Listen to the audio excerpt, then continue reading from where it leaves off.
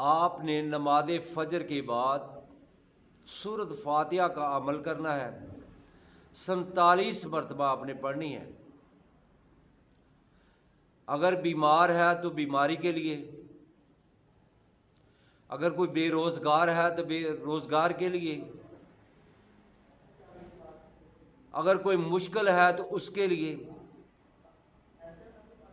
اور نماز ظہر کے بعد آپ نے آیت الکرسی کا عمل کرنا ہے 11 مرتبہ۔ حدیث پاک میں اس کا بہت زیادہ فضائل ہیں، بہت بڑی لمبی تفصیل ہے۔ رسول اللہ صلی اللہ علیہ وسلم نے اس سورت کے بارے میں کیا ارشادات فرمائے؟ تو نماز عصر کے بعد جو آپ نے وظیفہ کرنا ہے وہ یا حیو یا قیوم کا کرنا ہے۔ اگر رزق کی تنگی ہے، مالی پریشانی ہے یا کوئی دنیاوی اور مشکلات ہے، اس کے لیے آپ نے یا حیو یا قیوم کا عمل کرنا ہے۔ اس کو آپ نے 100 مرتبہ پڑھنا ہے۔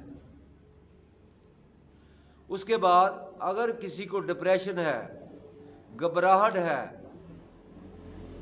تو اس کے لیے آپ نے درود ابراہیمی بعد نماز مغرب 25 مرتبہ اس عمل کو کرنا ہے۔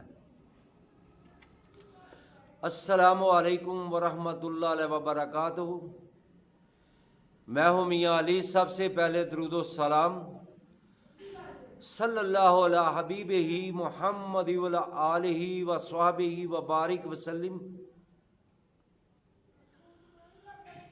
سورۃ فاتحہ، اس کے 20 سے زیادہ نام ہیں۔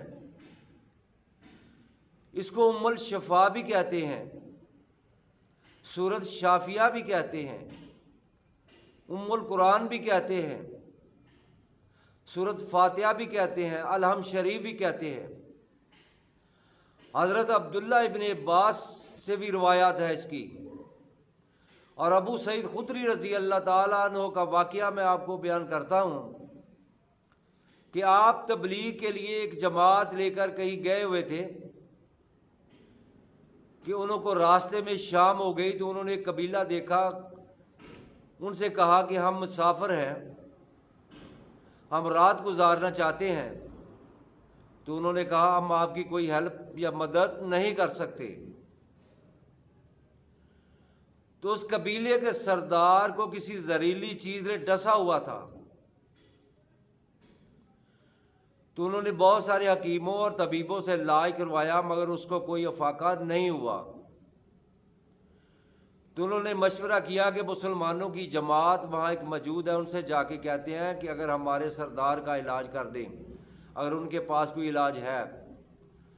تو جب ایک عورت ان کے پاس آئی تو انہوں نے کہا کہ ہم اتنی بکریاں اور اتنے درم یا دینار لیں گے، ہم اس کا علاج کر دیں گے۔ جب وہ مان گئے تو حضرت ابو سعید خدری رضی اللہ تعالیٰ عنہ گئے، جا کر ان کو دم کیا، سورۃ فاتحہ پڑھ کر دم کیا تو اس کا زہر اتر گیا۔ تو صحابہ کرام نے کہا یہ بکریاں جو پیسے ہم تقسیم آپس میں کر لیتے ہیں۔ تو ابو سعید خدری فرمانے لگے نہیں، نبی پاک صلی اللہ علیہ وسلم کی بارگاہ میں مدینہ پاک میں جائیں گے تو نبی پاک صلی اللہ علیہ وسلم سے تمام احوال بتائیں گے۔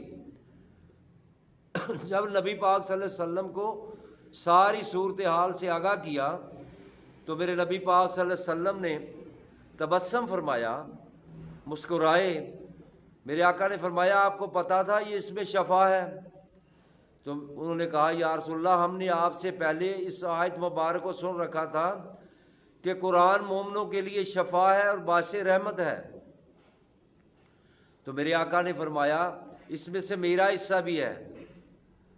بعض کتابوں میں یہ نہیں ملتا کہ سرکار نے بعد میں حصہ لیا یا نہیں لیا۔ میرے بھائی اگر بیمار ہیں تو سورۃ فاتحہ پڑھ کر دم کریں، اول اور آخر 11 مرتبہ درود پاک پڑھیں، پڑھ کر سورۃ فاتحہ 7 مرتبہ پڑھ لیں، پڑھ کر دم کریں، انشاءاللہ اللہ پاک شفا عطا فرمائیں گے۔ اس کے بعد آیت الکرسی کا ورد آپ نے نماز عصر کے بعد کرنا ہے۔ میرے آقا دو عالم صلی اللہ علیہ وسلم نے فرمایا آیت الکرسی جو ہے اس سے ہر قسم کا علاج ہو سکتا ہے۔ اگر کسی کو جادو جنات ہیں، کسی نے کسی کے اوپر جادو کیا ہوا ہے، تو آیت الکرسی پڑھ کر دم کرے، انشاءاللہ اللہ پاک اس کو شفا عطا فرمائیں گے۔ میرے نبی پاک صلی اللہ علیہ وسلم نے فرمایا جو آیت الکرسی ہر فرض نماز کے بعد پڑھتا ہے اس کو جنت میں جانے سے کوئی چیز روک نہیں سکتی سوائے موت کے۔ جب مرے گا تو ایک قدم دنیا میں ہوگا، دوسرا جنت میں ہوگا۔ یہ آیت الکرسی کی فضیلت ہے۔ اگر کسی کو سایہ ہے تو آیت الکرسی 11 مرتبہ پڑھ کر پانی پر دم کر کے اس کو پلائے، اول اور آخر 3 مرتبہ درود پاک پڑھے، انشاءاللہ اس کا سایہ ختم ہو جائے گا۔ اگر گھر میں کسی نے جادو کیا ہوا ہے تو آیت الکرسی پڑھ کر پانی پر دم کریں اور اس کا چھڑکاؤ کریں، انشاءاللہ تعالی جادو ختم ہو جائے گا۔ اس کے بعد آپ نے نماز مغرب کے بعد یا حیو یا قیوم 100 مرتبہ پڑھنا ہے۔ یا حیو یا قیوم وہی زندہ ہے، وہ قائم ہے، جو بھی مانگنا ہے اپنے رب سے مانگیں۔ اگر کوئی اس کی روزانہ اٹھتے بیٹھتے کثرت کرتا ہے تو دنیا کی تمام مشکلیں اس کی حل ہو جائیں گی۔ اگر کوئی اس کو روزانہ 100 مرتبہ پڑھ کر کسی چیز پر دم کر کے کھلاتا ہے تو نافرمان اولاد بھی فرما بردار ہوگی۔ آپ کے جو رکے ہوئے کام ہیں وہ سب انشاءاللہ باخریت انجام ہوں گی، انجام پر جائیں گے۔ اللہ پاک ہم سب کو اللہ پاک کے اس اسم پاک کا ورد کرنے کی توفیق عطا فرمائے۔ درود ابراہیمی آپ نے بعد نماز مغرب 25 مرتبہ پڑھنا ہے۔ اس کے بعد اپنے رب کی بارگاہ میں جو دعا کرنی ہے انشاءاللہ وہ قبول ہوگی۔ میرے آقا دو عالم صلی اللہ علیہ وسلم نے فرمایا جو درود پاک دعا کے اول اور آخر درود پاک پڑھتا ہے اس کی دعا رد نہیں ہوتی۔ درود پاک پڑھنے کا ایک تو فائدہ ہے کہ ہمیں 1 مرتبہ درود شریف پڑھنے سے 10 نیکیاں اللہ تعالیٰ فرماتا ہے، 10 درجات بلند ہوتے ہیں، 10 گناہ معاف ہوتے ہیں۔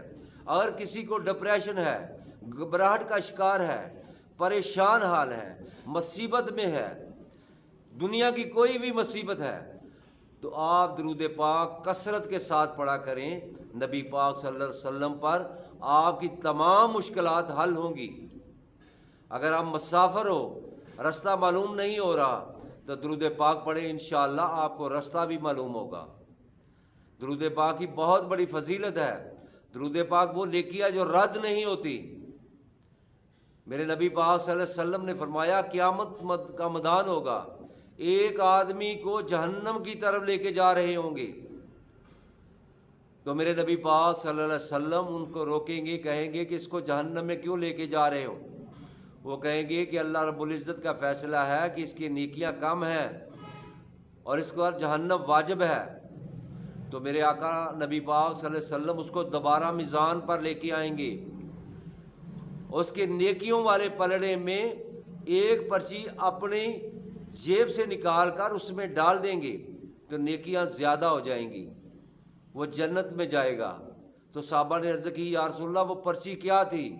تو میرے نبی پاک صلی اللہ علیہ وسلم نے فرمایا وہ درود پاک تھا جو میرے امتی نے 1 مرتبہ مجھ پر درود پڑھا، کیونکہ درود پاک پڑھنے کا ثواب احد پہاڑ سے بھی زیادہ ہے۔ اللہ پاک کی بارگاہ میں دعا ہے کہ اللہ ہم سب کو کثرت کے ساتھ نبی پاک صلی اللہ علیہ وسلم پر درود پاک پڑھنے کی توفیق عطا فرمائے۔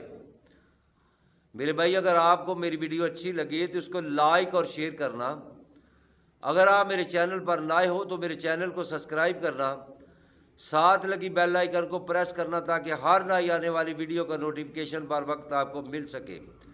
السلام علیکم ورحمۃ اللہ وبرکاتہ۔